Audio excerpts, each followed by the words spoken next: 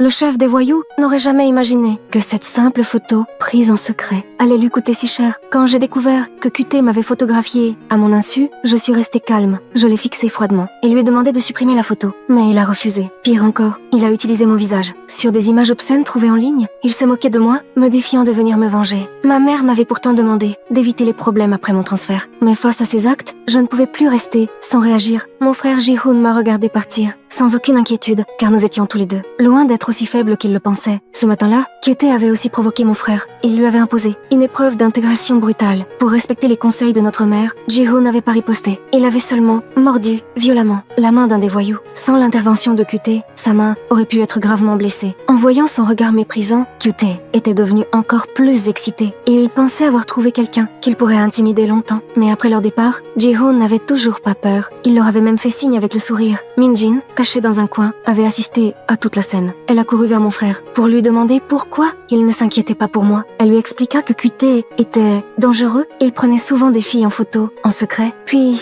utilisait leur visage sur des images obscènes. Avec ses faux clichés, il les menaçait, les contrôlait et les forçait même à participer à des escroqueries en ligne. Après avoir appris tout cela, Ji-hoon est devenu encore plus confiant. Pendant ce temps, j'avais déjà retrouvé QT, sans savoir qu'un malheur approchait. Il continuait de me menacer avec ses images truquées. Il voulait me forcer à abandonner. Même si j'avais choisi de supporter ses actes, QT continuait d'aller toujours plus loin et devenait de plus en plus arrogant.